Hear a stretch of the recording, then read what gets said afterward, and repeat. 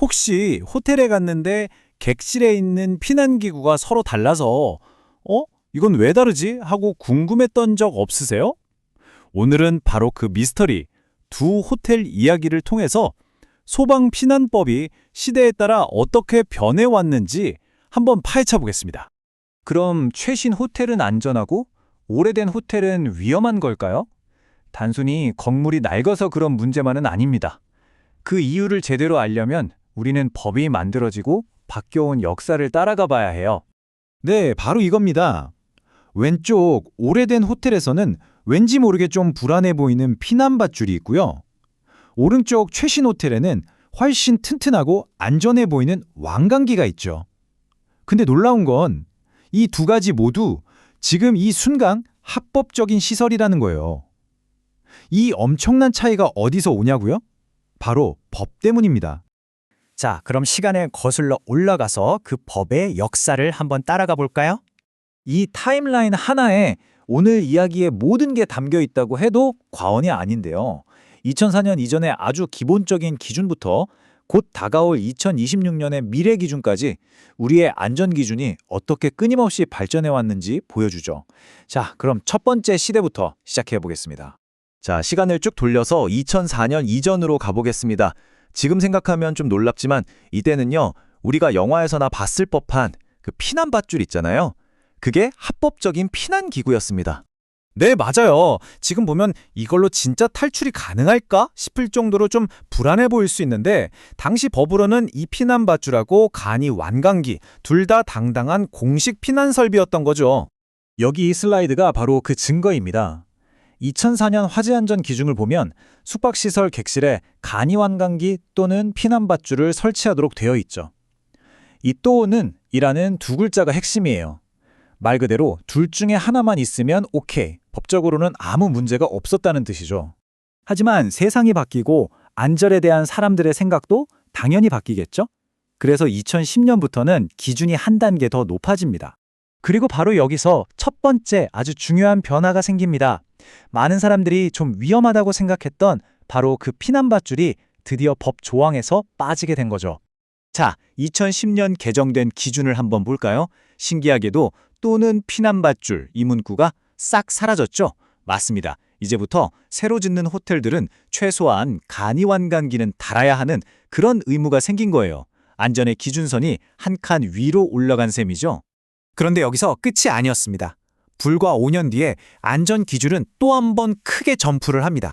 2015년 기준은 훨씬 더 깐깐하고 또 구체적으로 변했어요. 이제는 연속으로 여러 사람이 쓸 수 있는 완강기 하나를 달거나 그게 아니면 간이 완강기를 2개 이상 설치해야만 했죠. 왜 그랬을까요? 간이 완강기는 한 사람이 쓰고 나면 다음 사람이 바로 쓰기 좀 어렵잖아요. 바로 그 단점을 보완하기 위한 조치였던 겁니다. 그럼 미래는 어떨까요?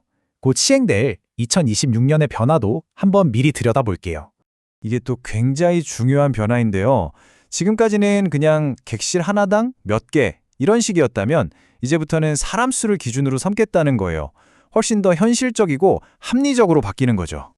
자, 이 조항 한번 보세요. 객실별 수용 인원수 이상의 간이 완강기.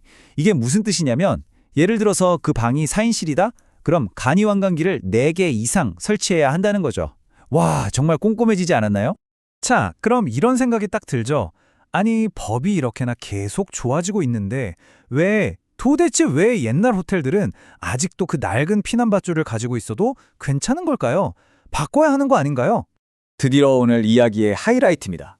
왜 오래된 건물들이 이 최신 안전 기준을 꼭 따르지 않아도 되는지 그 법적인 비밀을 지금부터 알려드리겠습니다.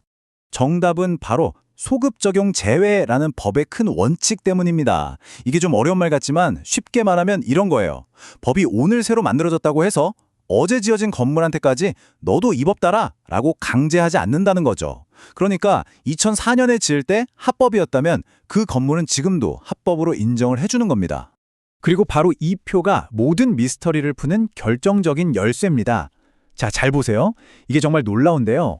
2021년 11월 이전까지는 이 피난 설비도 소급 적용 대상이었어요. 즉, 새 기준이 나오면 옛날 건물도 무조건 따라야 했다는 거죠. 그런데 법이 바뀌면서 이 목록에서 바로 이 피난 설비가 삭제가 됩니다. 네, 바로 이 작은 변화 하나가 오래된 호텔에 그 피난 밧줄을 오늘날까지도 합법적인 설비로 남게 해준 겁니다.